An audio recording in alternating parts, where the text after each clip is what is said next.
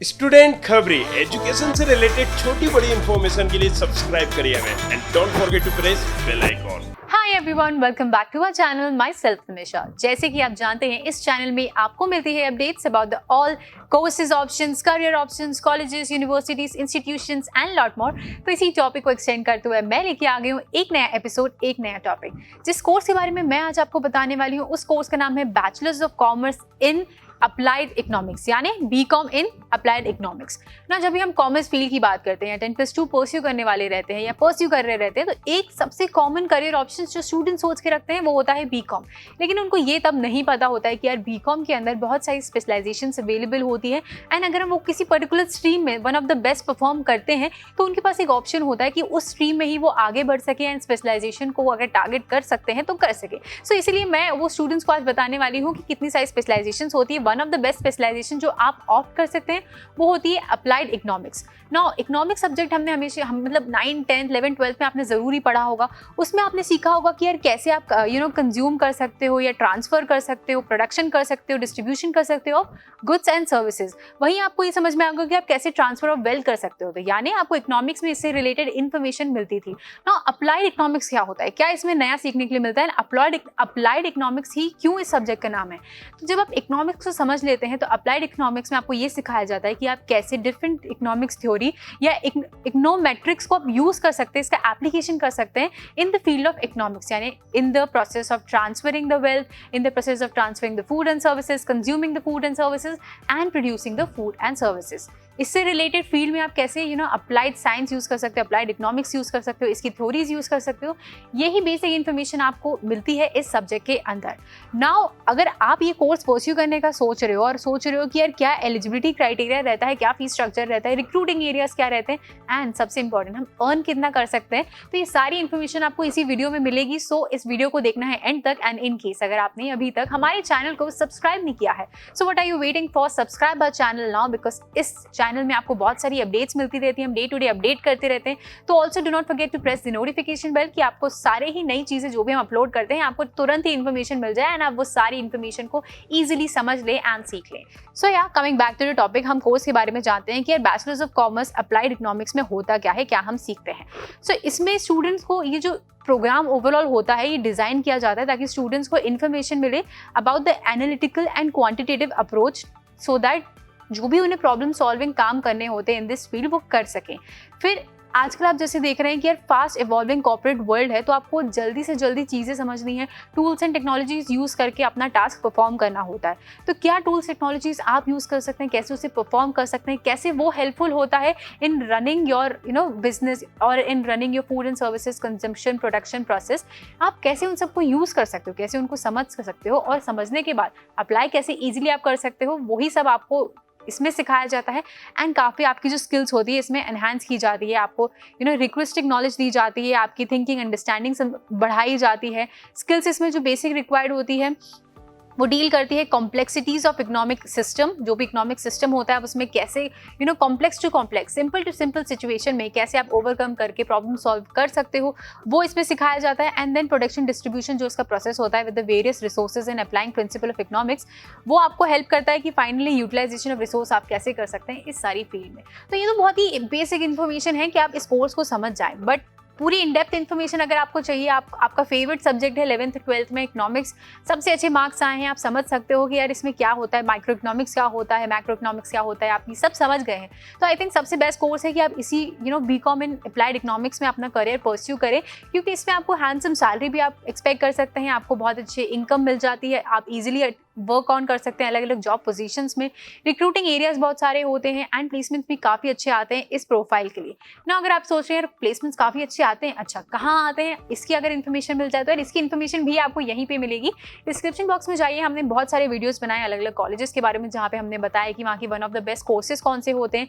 उसमें से हमने ये भी बताया कि इकोनॉमिक्स के लिए सबसे बेस्ट कौन सा होता है। ये सारी इन्फॉर्मेशन इसी चैनल पर मिलती है, उसके लिए आपको रेगुलरली चेकआउट करना होता है हमारे डिस्क्रिप्शन बॉक्स में, अगर आपको अपडेटेड रहना है ये सारी इन्फॉर्मेशन से। तो एक बार हमारे डिस्क्रिप्शन बॉक्स को चेकआउट करना मत भूलना, ताकि आप किसी भी इन्फॉर्मेशन को अटेन करने में पीछे ना रह जाइए।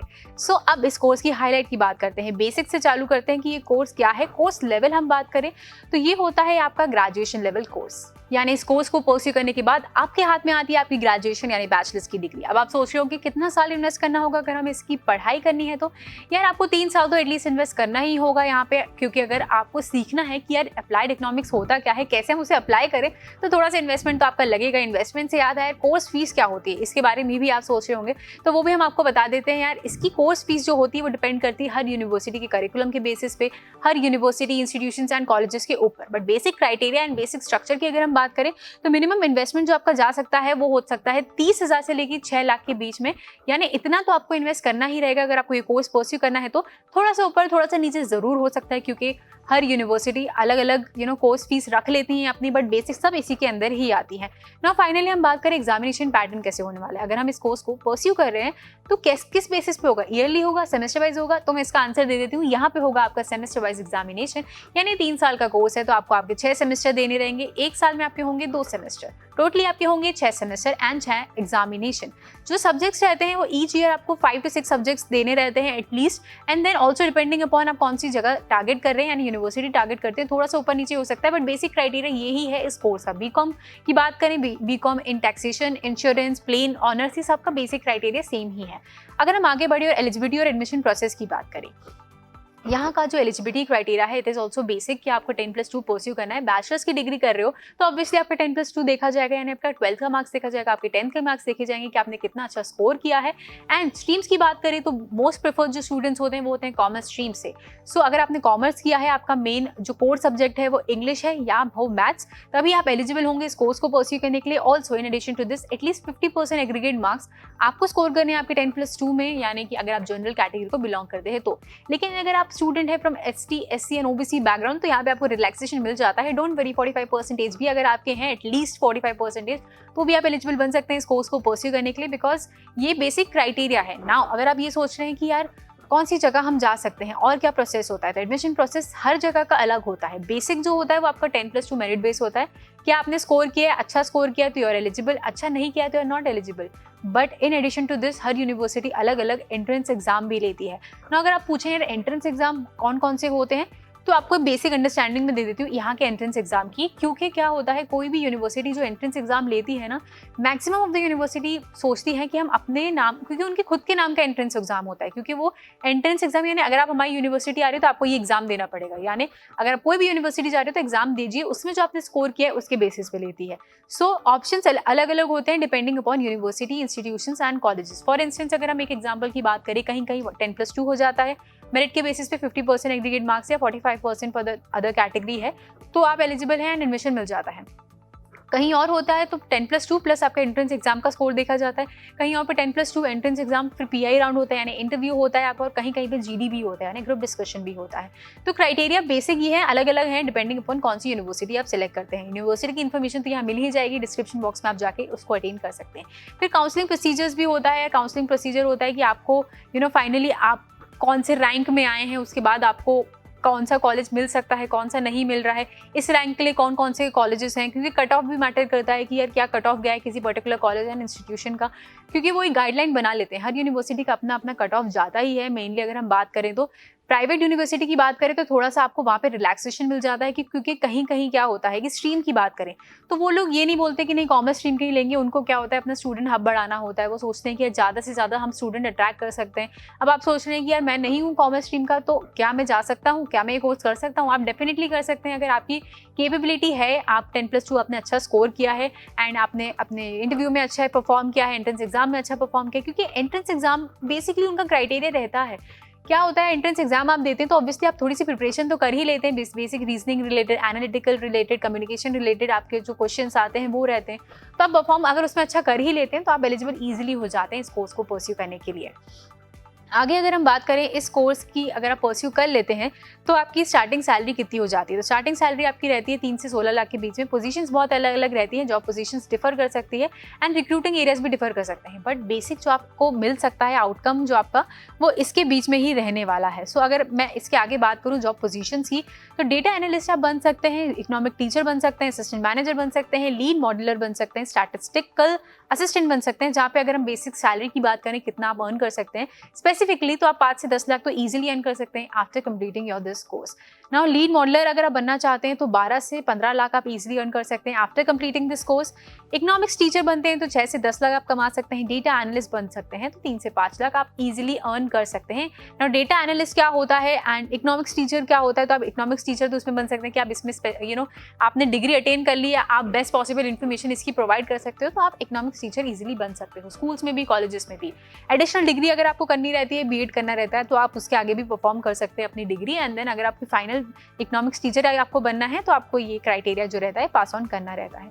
अब अगर हम बात करें कि यार हमें पढ़ाई क्या क्या करनी है, यानी सिलेबस से रिलेटेड, क्योंकि सिलेबस के रिलेटेड जब हम इन्फॉर्मेशन देते हैं तो स्टूडेंट्स को थोड़ा सा आइडिया लग जाता है कि आगे उन्हें पढ़ना क्या होगा, क्योंकि सिलेबस में वही रहता है टॉपिक्स जो आप आगे पढ़ सकते हैं। बहुत ही इन डेप्थ इन्फॉर्मेशन रहती है। यहाँ पे मैं आपको एक स्पेसिफाई बताना चाहूँगी स्पेसिफिकली, क्योंकि क्या होता है ना, क्योंकि करिकुलम चेंज होता ही है, हर यूनिवर्सिटी का थोड़ा सा आगे थोड़ा सा पीछे होता ही है। ये हम आपको एक बेसिक इन्फॉर्मेशन दे रहे हैं कि किससे रिलेटेड सब्जेक्ट या टॉपिक्स आपको पढ़ने के लिए मिलेगा। So first and second semester की बात करें तो कुछ subjects like statistical methods in economics, introduction to micro economics, methods and mathematical for economics part 1, part 2 आपके सेमेस्टर 1 सेमेस्टर 2 में आते हैं। सेकेंड ईयर तक आते आते इसका जो होता है इंटरमीडिएट माइक्रो इकोनॉमिक्स होता है, intermediate micro economics part 1, part 2, economics history of India, introduction of economics, Indian economic development, economic state society, intermediate economics, ये आपके 3rd और 4th सेमेस्टर में आते हैं, यानी सेकेंड ईयर में। फाइनली आप 3rd ईयर तक जब आ जाते हैं तो आपको करनी होती है इंटर्नशिप या ट्रेनिंग फ्रॉम द स्पेसिफाइड, जो भी आपका टॉपिक आप सेलेक्ट करते हैं उससे या फिर फील्ड से रिलेटेड आपको करनी होती है इंटर्नशिप या ट्रेनिंग। वो आपका पर्टिकुलर सब्जेक्ट बन जाता है, उसमें कैसे परफॉर्म करते हैं उसके बेसिस पे आपको मार्किंग मिलती है। फिर इसमें जो आपके सब्जेक्ट्स रहते हैं, कुछ रहते हैं इलेक्टिव्स रहते हैं, अलग अलग आपको इलेक्टिव ऑप्शंस मिल जाते हैं कि यार 5 सब्जेक्ट हम आपको बता रहे हैं, उसमें से अगर आपको कोई पर्टिकुलर स्पेशलाइजेशन इसके अंदर सेलेक्ट करनी है तो वो भी आप कर सकते हैं। फिर इंटरनेशनल इकोनॉमिक्स डेवलपमेंट थ्योरीज, आपको बहुत सारी थ्योरीज पढ़ाई जाती है इकोनॉमिक्स में, तो वो आपको समझना रहता है। Public economics development theory, experience Indian economics part development part related 1, 2, 3 आपको बेसिकली पढ़ाया जाता है। सो ये सारा सिलेबस के रिलेटेड हमने बात करी। आई थिंक मैंने सारे ही टॉपिक को कवर कर लिया about the topic bachelors of commerce यानी BCom in applied economics. But in case अगर मुझसे कोई टॉपिक रह गया, आपके दिमाग में कोई क्वेश्चन क्वेरी डाउट है, तो उसको दिमाग में नहीं रखना है, हमारे कमेंट बॉक्स में जाइए, कमेंट करके हमसे पूछिए। एज सून एज पॉसिबल आपको उस टॉपिक से रिलेटेड इन्फॉर्मेशन मिल जाएगी एंड कमेंट बैक मिल जाएगा। बट यार अगर आपको ये वीडियो अच्छा लगा, जो मैं उम्मीद कर रही हूँ आप अभी तक देख रहे हो, तो यार अच्छा लगा ही होगा, तो please like this video and share it with your friends and also do not forget to subscribe our channel. This was me Nimisha Jani signing off from today's episode.